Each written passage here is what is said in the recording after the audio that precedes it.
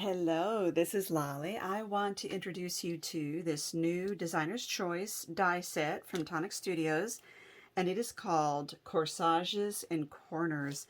So I guess they're thinking that these circular pieces could make corsages. You see there's all these dies here. There are so many that I'm going to actually count these and see if I can get it figured out here.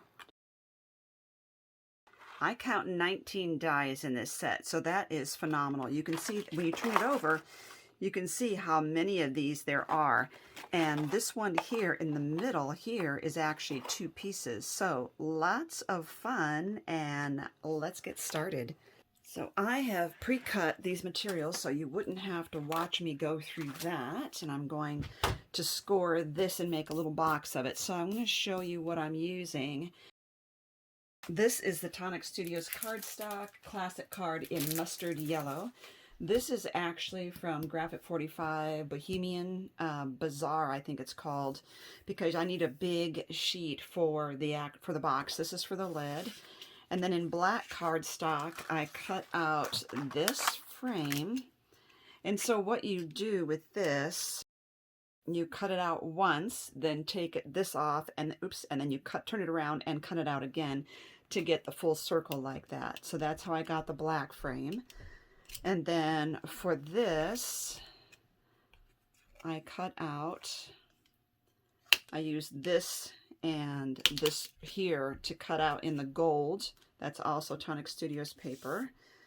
And then in the mustard, I used this little dotted one and this in black, and then I just use the liner in the mustard again to go behind that. And this could also work to just put this against the gold, but I think I liked this to break up the gold and just have a hint of gold in there. So let's make the box first. I have done similar things in the past. I've made many boxes for many reasons, but I got inspired to do this again by Jen. I will give you her video. Okay, so what I want is this is 10 7/8 inch square. I'm going to score it in at 3 on all the sides. This helps you to not have to do any fancy measuring with the, the 7/8 and everything. And the lid is a 7-inch square, and I'm going to score that at 1 and at 6. Rotate it, 1 and 6. We have a little square here, and I'm just going to cut right there. And then I like to turn my scissors away, keep my point there, and turn my handle away from the center a little bit, just to give a little tiny triangle like that, just like that. But you could also do the same right here as well. It just helps it to fold more neatly. So again, I'm going to cut it right on the line. That's important. And then turn a little bit out like this.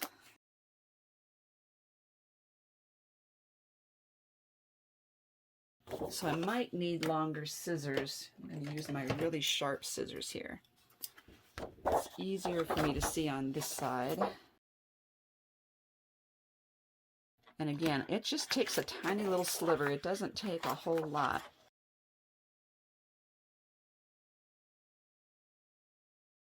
If you like Graphic 45 and you like the Bohemian Bazaar paper, at the end of this video, I will give you a link to a project I did with the Bohemian Bazaar. It really turned out great. Now, the box can be glued now, but since I'm going to glue the lid later, I'll just do all of that all at once. Let's clean up. Okay. Now, I want to decorate this first. It would be so much easier to glue this on without that there. So let's get the base done first. I'm using the Nuvo Deluxe Adhesive.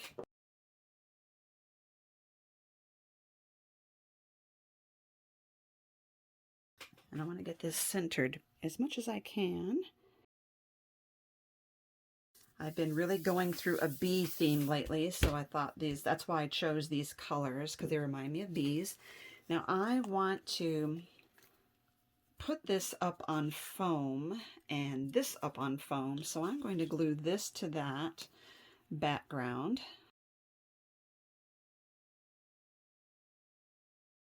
Then I'll put this on foam and then this on foam. So let's get the foam going here. I'm using the Craft Perfect squares here. Probably could get by with just a couple of the squares. And let's put this on foam. And I want one right in the middle. Now before I peel this off, I want to take my gold thread. I use this a lot, and I need to find one of these in silver. So let's grab some Fabri-Tac, and I'm just going to do some loops coming out from under this. And I'm just going to create loops that come out. They can go out over the edge of the box, but I don't really think they need to.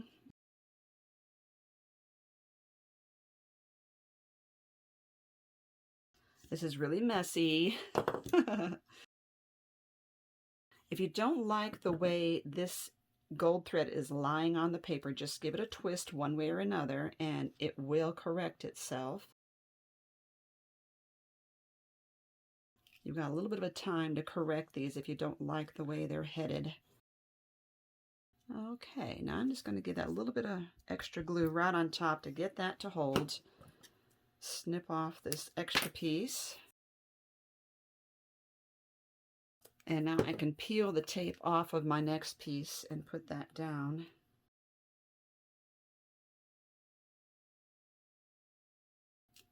There we go.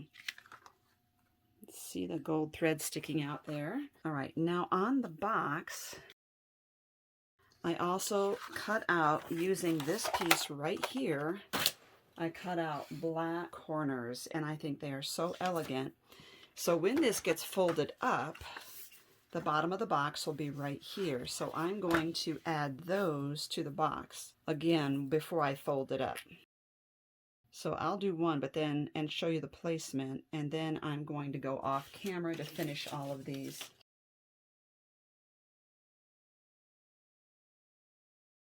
So you can see how, this is how they're going to go, right there, just inside the score lines. Now I'll finish the rest of this off camera. Okay, so that's that. Isn't that pretty? So now all we need to do is turn these over and give these a good burnish. Okay, I'm going to fold the short flaps inside and glue them in place like this.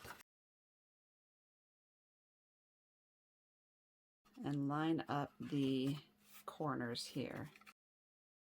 I get asked where I get these from, and I get them from the Dollar Tree in their crafting area.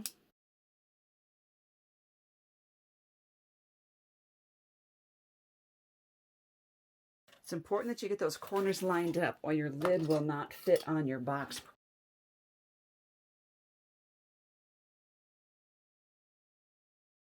Okay, and then this one, this has had a good time to set, so let's get these folded as well.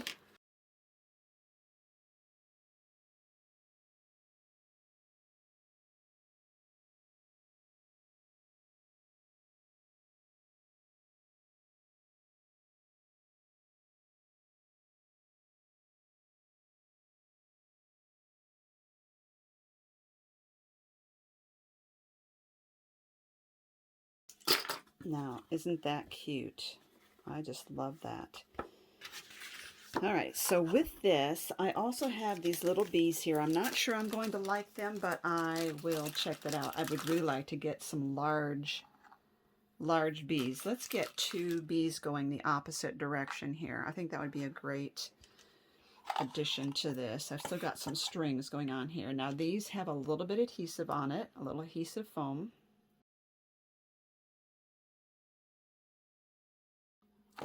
Oh, cute. All right, so we can take these off. That fits perfectly on there. Now you could also take some ribbon right around the bottom of this. Let's see if I like that idea. Okay, so Let's just see what that looks like. So we've got this. Sometimes you have to put it on there and walk away from a distance and look at it. Oops, and we've got this one. I'm going to see what this looks like. The narrow one or the wide one. Ooh, you know, I really like them both. I think I'm going to go with the narrow because it kind of flatters the delicacy of this.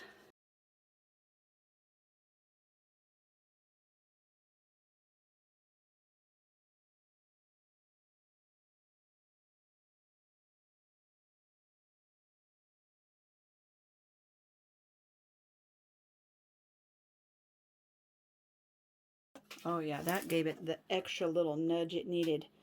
Okay, now I want to show you what else I have made with this die set.